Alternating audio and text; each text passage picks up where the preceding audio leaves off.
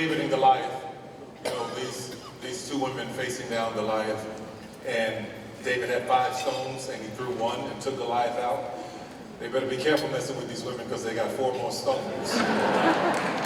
So please help me welcome Penn Benenson's Courage Award winners, Lady Ruby Freeman and Wandrea Shay Moss.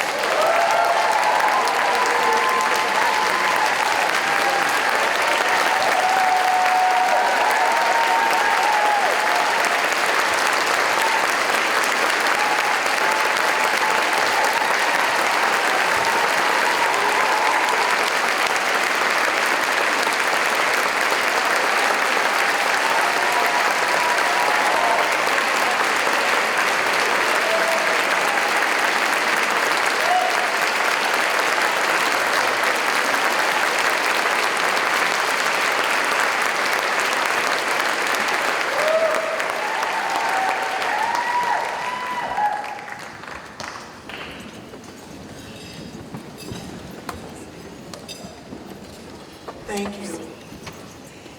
It is wonderful to be here tonight with all of you. Thank you so much. Thank you for, well, to get right to the point of it, for caring about what matters, especially right now. The freedom to speak truth. The freedom to stand up for what is right. And to know that your steps are ordered by the Lord and the right to walk right on through it. It's not easy. I had no idea what awaited when we, my daughter Shay and I, signed up for a sacred civic duty, counting votes. Who could know?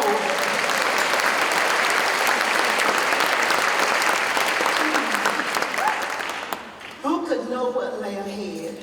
Who could imagine being singled out with threats by the then President of the United States, the person who was supposed to lead us all together? Looking back on the 2020 election, I had no idea how steep the climb would be, how fierce the winds, how long the journey, how dangerous it could be.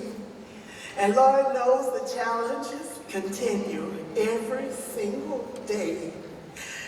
But I look toward the hills from which forth cometh my help. No other help I know. But in the natural, I draw strength from all of you. Knowing that you all are out there caring about what really matters.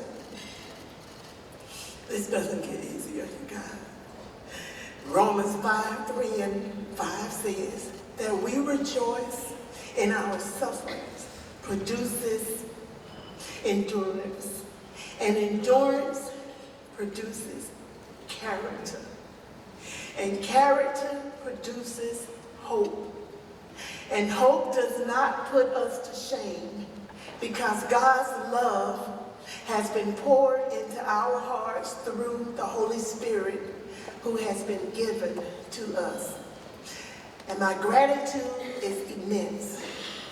Looking out over all of you right now, how could it not be?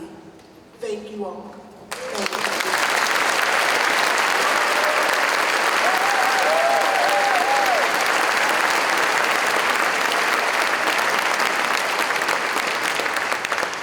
Thank you. Thank you so much. I'm just so happy to be here with you all, and my mom, who's not an easy act to follow. But we've been through everything together, the lowest of the lows, all the way up to tonight. I don't need to tell you that the last few years have been hard, hardest we've ever faced. When a plot to overthrow an election plows through your family, the wreckage is everywhere, and the pain is inescapable. And I still struggle with fear. It has a way of just rearing its head and interrupting my life. I would love for it to stop, but what I want most is for people to understand the truth that has been buried beneath so many lies, I took enormous pride in making sure everybody's vote was counted.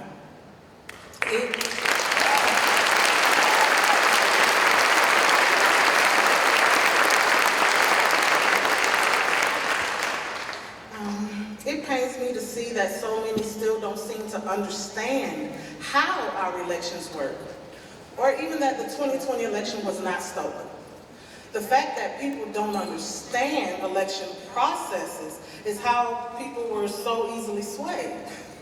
If they understood how elections work, they would have never been fooled by these kind of lies, because they'll understand how our elections are really secure and how many safeguards there are in the entire life of a ballot.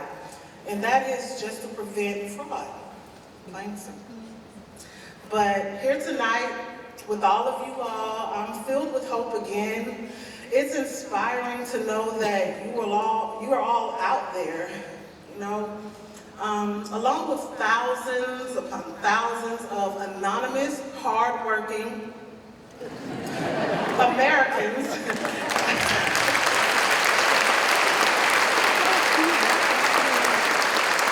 The anonymous, hardworking Americans at our election offices around the country, they're working to staff our democracy and keep it chugging. In election offices large and small, in the big cities and in the country, in Georgia, and even here in New York, and just across the entire country. We celebrate their courage tonight.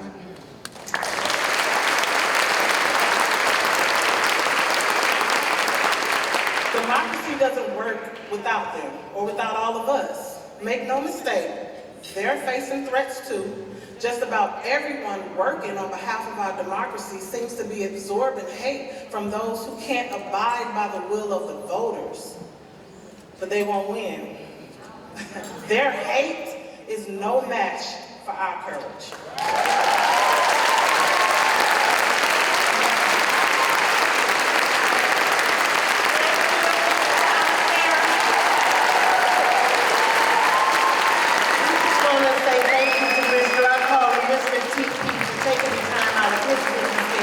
Because he did not have to show up for us, and I appreciate you.